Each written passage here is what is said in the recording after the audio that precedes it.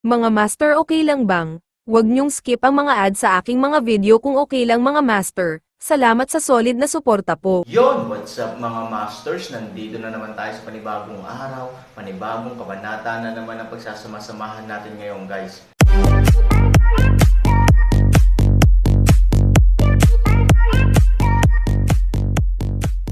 Bali mga masters, kung bago ka pa lang po sa aking YouTube channel, please click the subscribe button, lalong-lalo na po yung notification bell guys, para maging connected pa rin tayo sa isa't isa at maging updated kayo sa mga susunod ko pang video.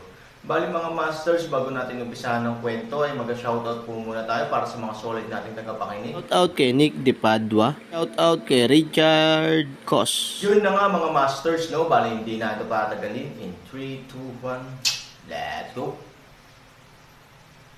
Sinulyapan ng lalaki si Han Sanchen at alam niya na bagamat siya ay isang lahi ng tao, tila may kakayahan siya. Anong gusto mong malaman? Patayin mo na lang ang apoy, kung hindi, mamamatay tayong lahat nang hindi mo nasusunog ang lugar na ito. Looking at this guy's eyes, parang hindi niya sinusuyo ang sarili niya, pinatay lang niya ang apoy. Ngayon pwede ka nang magsalita. Sige, sumama ka sa akin kung hindi ka natatakot sa kamatayan. Nang bumagsak ang mga salita, lumakad ang dwarf sa mas malalim na silid, naramdaman ang kadiliman. Si Han Sanchen ay natural na hindi natatakot, at sumunod na malapit sa likuran. Pagkatapos maglakad ng ilang metro, binuksan niya ang isang bakal na plato sa lupa upang ipakita ang daanan sa ilalim ng lupa na nakatago sa ibaba. Si Han Sanchen ay bumaba kasama niya, ngunit ang pasilyo ay talagang mababa, at noong siya ay isang dwarf, si Han Sanchen ay kailangang yumoko halos sa buong oras. Bumaba siya ng halos 5 metro, at sa dulo, may isa pang mabigat na platong bakal. Sa pagkakataong ito, hindi ito inilayo ng duwende ng mag-isa, ngunit ikinulong ito ng 3 beses na magkasunod gamit ang kanyang mga kamay, 2 mahaba at 1 maikli. Sa isang muffled sound ng isang higanteng bakal, ang bakal na plato ay bumukas mula sa loob. Isang hindi kasiya siyang amoy ang bumungad sa kanyang mukha, ngunit sa wakas ay ito ang unang pagkakataon na naamoy ni Han Sanchen ang amoy ng isang buhay na tao sa lungsod na ito. Ang dami niyan. Si Shorty ay advanced, si Han Sanchen ay nasa likod. Sa sandaling tumama ito sa lupa, muling sumara ang bakal na plato. Pagkatapos noon, maraming ilaw sa kalawakan, at si Han Sanchen ay napapaligiran ng malaking grupo ng mga tao sa isang punto. Ang mga taong ito ay halos kapareho ng taas ng mga duwende, wala pang 1 metrong 3, ngunit lahat sila ay mga maskuladong lalaki. Ang espasyo ay isang underground space, hindi masyadong malaki, ngunit hindi masyadong maliit. Ito ay makapal na puno ng mga kama. Kung kailangan kong gumamit ng isang bagay upang ilarawan ito, nadama ni Han Sanchen na ito ay dapat na ganoong uri ng bilangguan. Ang ilang mga tao ay nakahiga sa kama, umiinom ng baradong alak nang nakataas ang kanilang mga ulo, habang ang iba naman ay nakayuko ang kanilang mga paa sa kama. Ngunit mas maraming tao ang nakapaligid kay Han Sanchen. Fuck, ikaw ba yung kumakatok sa pinto ngayon lang? You want to die, we don't want to die. Just looking at you, I know you're a fucking idiot. Kumatok ka sa pinto at ibinaba iyon ng walang sinasabi. Gusto mo bang mamatay tayong lahat? Fuck, pinatay kita. Naniniwala ka ba? Ang grupong ito ng mga tao ay patuloy na nagmumura, na may galit sa kanilang mga mata, na parang gusto nilang lunukan si Han Sanchen sa mismong lugar. Hindi naman nagalit si Han Sanchen, sobrang curious siya, kumatok lang siya sa pinto, bakit galit na galit sa kanya ang mga taong ito? Hindi ba't ang pinto ay ginagamit sa katok bukod pa sa pagbukas at pagsasara? Ang aking maliit na kapatid ay bago dito at hindi alam ang mga patakaran. Mga kapatid, huwag kayong magalit. Hindi nakakagulat na sinabi ng duwende na hindi siya natatakot na sumama sa kanya noon, ngunit naisip niya kung ano ang mali. Ito pala ay may ganoong grupo ng mga lalaki sa ilalim na nagalit sa kanya. Gayunpaman, wala si Han Sanchen dito para manggulo, at hinihintay pa rin siya ni Ivory at ng kanyang 3 anak sa labas. Gusto lang niyang malaman ang sitwasyon dito sa lalong madaling panahon. Nang bumagsak ang mga salita, naglabas din si Han Sanchen ng amethyst, mayroon pa ring walang kwentang pera dito. Ang nakababatang kapatid ni Quan Dang ay walang alam, kaya bibili ako ng alak para sa mga nakatatandang kapatid, at ako ay malulugi. Nang Bumagsak ang mga salita, ipinakita ni Han Sanchen ang amatista. Bagamat ito ay hindi masyadong marami, mayroong higit sa sapat na pera para sa ilang lata ng alak bawat tao dito. Damn it, ang mabahong batang iyon ay napakagaling sa mga bagay-bagay. Ang lahi ng tao, sila ay magaling magsalita, at sila ang kanilang mga lakas. Ano ang kakaiba dito? Walang sino man sa grupo ang kumuha ng amethyst sa kamay ni Han Sanchen, ngunit tiningnan siya ng masama. Sa sandaling ito, isang maikling ngunit mas malakas na lalaki ang dahan-daang tumayo mula sa pinakaloob na kama at naglakad patungo sa Han Sanchen. At sa pagtayo niya, lahat ng dwarf ay kusang gumawa ng paraan para sa kanya, at ang maingay na karamihan na ngayon ay ganap na nagtikom ng kanilang mga bibig. May peklat sa mukha niya na sumasaklaw sa buong mukha, at mukha siyang mabisyo at aura. Lumapit siya kay Han Sanchen, tumingin kay Han Sanchen ng matagal, at biglang ngumiti ng malamig. Storytelling channel sa YouTube. Gusto mo lang bilhin ang kapatid natin ng mabahong pera. Ano ba ang maging kapatid natin? Malamig niyang sabi. Sa sandaling bumagsak ang mga salita, ang mga taong nakapaligid kay Han Sanchen ay hindi napigil ang humakbang pasulong, na pinilit pa si Han Sanchen.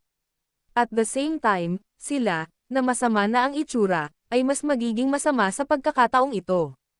Anong pinagsasabi nitong kuya? Kaya lang, hindi alam ng nakababatang kapatid ang mga patakaran, kaya bigla siyang kumatok sa pinto, at kumuha ng pera ng alak para mabayaran ang lahat. Tumawa pa rin si Han Sanchen. Ang saloobin ay hindi partikular na mapagpakumbaba, ngunit ito ay tiyak na sapat na taos-puso. Grass, kung ang isang tao ay nagkamali at iniisip lamang ang tungkol sa isang maliit na piraso ng mabahong pera, kung gayon kung ano ang nililinang ng impyerno sa mundong ito, kung anong uri ng mga kasanayan sa multo ang kanilang ginagawa, at kumita ng pera ay hindi mas mahusay. Okay, naiinis pa rin na sabi ni Scar. Mapait na ngumiti si Han Sanchen, kung gayon, ayon sa kahulugan ng kuya, paano mo mapapawi ang lahat? Gusto mo ba mahuli tayo? Ayos din yan. Nang bumagsak ang mga salita, direktang sinunggaban niya ang isang nakababatang kapatid na lalaki sa tabi niya, at pagkatapos ay tumingin sa kanya. Naunawaan ng nakababatang kapatid sa isang iglap, walang katarantaduhan, at dumiretso sa istasyong iyon sa lugar, at pagkatapos ay itinuro sa paanan ng peklat ang 1 toneladang buwing. Pagkaraan ng ilang sandali, kontentong itinaas niya ang kanyang paa, hindi nakakalimutang basagin ang putik ng ilang beses, itinaas ito ng bahagya, at nginisyan si Han Sanchen, dilaan mo ang aking mga paa ng malinis, parang hindi ito nangyari. Nang bumagsak ang mga salita, ang mga tao sa paligid ay nanunuya, at ang nakababatang kapatid na lalaki ay tumingin kay Han Sanchen ng buong pagmamalaki, ang kanyang katawan ay bahagyang nanginginig na parang ipa. Malamig na ngumiti si Han Sanchen, na may bahid ng panlalamig sa kanyang mga mata, kailangan mo bang gawin ito? Alin may dilaan mo ito ng malinis at magpanggap na walang nangyari, o magpalitan kami ng paghampas sa iyo, at pagkatapos kung walang mangyari, ikaw ang pumili. Ngumisi si Scar, ngumiti si Han Sanchen, umiling, at pagkatapos ay sinulyapan ang lahat ng naruroon. Ikaw lang, salit-salit akong hampasin. Sige, malamig na ngumiti si Han Sanchen. Sa sandaling lumabas ang mga salitang ito, biglang tumigas ang nakangiting mukha ni Scar, at kasabay nito, lumitaw ang malamig na hangarin sa pagpatay.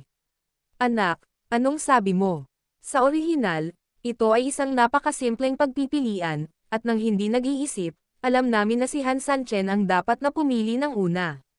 Kung tutuusin, bagamat medyo nakakainsulto ang dating, kahit anong mangyari, nakakapagligtas ng buhay. Tungkol naman sa huli, hanggat medyo normal ang utak, imposibleng maglaro ng ganito. Mayroong daan-daang tao sa silid na ito, pabayaan ang isang suntok, isang subo ng laway, sapat na para malunod si Han Sanchen ng 1,000 beses ng 100 beses. Ngunit ang talagang hindi inaasahan ay ang maliit na lahi ng tao na may tangkad na tulad ng isang maliit na poste ng kawayan ay hindi inaasahang pinili ang pagpipiliang ito. Kailangan kong magbuntong hininga, ito ay naghahanap ng isang kabong pawid na may parol, naghahanap ng kamatayan. Hindi ba malinaw ang sinabi ko? Ngumisi si Han Sanchen. Sa sandaling bumagsak ang mga salita, kumislap ang mga mata ni Scar na nakapatay na layunin, at halos kasabay nito, lahat ng tao sa espasyong ito ay lumapit kay Han Sanchen, maging ang mga nakahiga sa kama, lahat ay bumaba. Si Han Sanchen ay direktang napapaligiran ng mga tao. Nakaharap sa kanilang mapagimbot na mga mata, si Han Sanchen ay hindi nataranta, tumingin lamang sa kanila ng may banayad ng ngiti. Friendly reminder, minsan huwag mo lang isipin ang paggamit ng dahas para malutas ang mga problema, dahil malaki ang posibilidad na malutas ka sa pamamagitan ng puwersa ng iba. Hahaha, damn you stinky boy, are you fucking sick of a donkey? Are you threatening us? I said how could this kid choose the latter? It turns out that he is a fucking stupid one. What, you mean, you can hit us back? Open your fucking eyes and see how many people we have here. Kung gusto mo kaming patulan, pwede mo ba kaming saktan? May kakayahan ka ba? Ngumisi si Han Sanchen, bakit sa tingin mo ay hindi ako makakalaban? Bakit sa tingin mo wala akong ganoong kakayahan? Fuck, kasama ang mga kamao sa kamay ng magkapatid natin.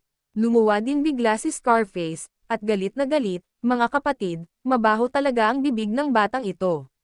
Ngayon, hayaan mong bugbugin ang batang ito, at pagkatapos ay dilaan mo ako ng malinis. Umuungol, sumasang-ayon ang lahat, malamig na ngumiti si Han Sanchen, at galit ang kanyang katawan, sa orihinal, gusto kong makasama kayo bilang mga ordinaryong tao, ngunit talagang hindi ninyo alam kung ano ang gagawin. Sige, mag-showdown ako, hindi ako magpapanggap, halika, higa kayong lahat ngayon. Nahulog ang mga salita, gumalaw si Han Sanchen. Si Han Sanchen, na nasa parehong lugar pa rin, ay isang multo lamang sa susunod na segundo. Clap clap clap, sabay sunod-sunod na pumalakpak ang mga duwende, at bago pa makariyak ang marami sa kanila ay namumula na ang mga mukha nila at sasakit. Ang pinakakinasusuklaman at pinalaking bagay ay kahit ganoon, hindi pa rin nila malinaw na nakikita ang mga nangyayari, at saan nanggaling ang sampal sa mukha. Bang bang bang, ngunit hindi nagtagal, nagsaya ang mga sinampal, dahil kung ikukumpara, walang alinlangan silang maswerte. Ang ilang mga tao sa labas ay hindi karapat-dapat na tamasahin ang pagbati ng mga sampal, ngunit malugod na tinatanggap ang haplos ng mga bakal na binti. Isang grupo ng mga tao ang direktang sinipa at lumipad ng paalang.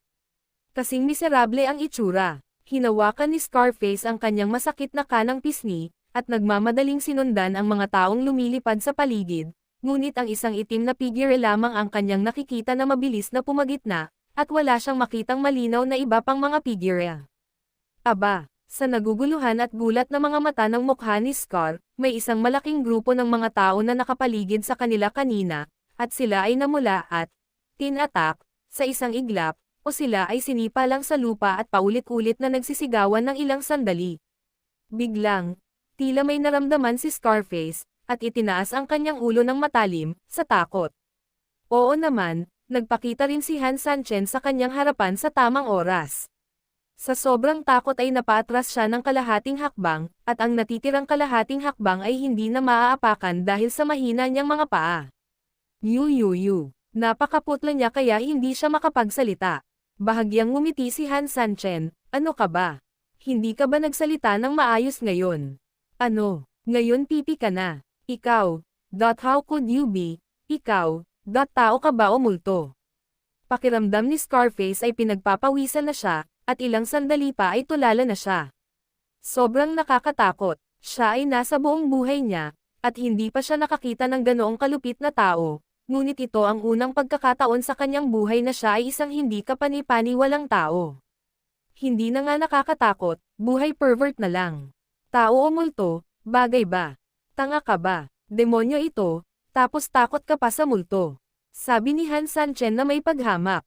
Siyempre hindi siya takot sa mga multo, pero kapag ang mga tao ang pinaka natatakot, lagi nilang sinasabi ang mga salitang iyon na hindi namamalayan.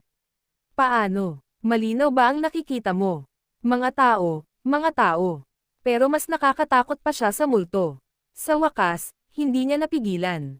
Nang muling umatras si Scarface, lamambat ang kanyang mga paa at tuluyang bumagsak sa lupa. Ang sinabi ko, ginawa ko, kumusta ka?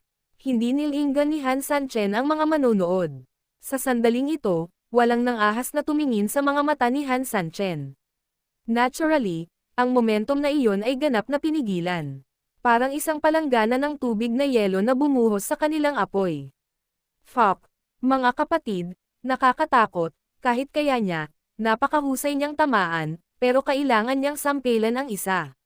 Daan-daang tao kami, kaya kailangan niyang sumampal ng ilang daang beses, di ba? Biglang may sumigaw sa crowd. Tumangala si Han Sanchen, at ang grupo ng mga tao ay tumalikod at hindi tumingin sa kanya. Malinaw, ang taong ito ay nagsisimula pa lamang upang makakuha ng momentum at hindi ng ahas na tumayo.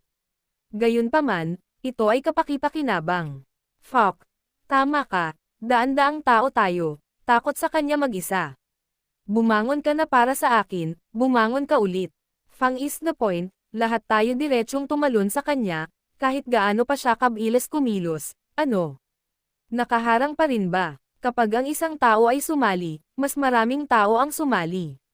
Hindi gumalaw si Han Sanchen, at tiningnan ang peklat ng pinuno, matalino siya at mahinang umupo sa lupa mula simula hanggang dulo, hindi sumasali, umiling si Han Sanchen. Natatakot ba ang daan-daang tao na maging kakaiba ako? Hindi naman sa libu-libong tao ang natatakot sa akin, iniisip ang tungkol sa piling grupo ni Mingyu, natakot na silang matalo ni Han Sanchen. Wala talaga siyang pinagyayabang nang sabihin niya ito, ayoko pang mamatay, sa sandaling bumagsak ang mga salita, ang daan-daang mga tao na nagsimulang magkaroon ng momentum ay bumagsak sa kalahati sa isang iglap, fuck him, huwag mo siyang takutin, guys, sumakay ka na, hindi ko alam kung sino ang nauna, o sino ang nagtulak kung sino. Sa paglipat na ito, daan-daang tao ang sumugod muli kay Han Sanchen, hindi makagalaw si Han Sanchen, at biglang tumalon ng itim na enerhiya, hindi ko kailangan ng ilang daang hit, isang hit lang ay sapat na. Yun na nga mga masters, no? Bali panibagong kabanata na naman yung natapos natin ngayong gabi. Muli, maraming salamat po talaga sa walang sawang suporta po sa aking YouTube channel na talagang inaabangan nyo po ang bawat upload ko po. Bali mga masters, magkita-kita ulit po tayo bukas ng gabi at ngayon po ay magpapaalam po muna tayo. Bali mga masters, bye-bye!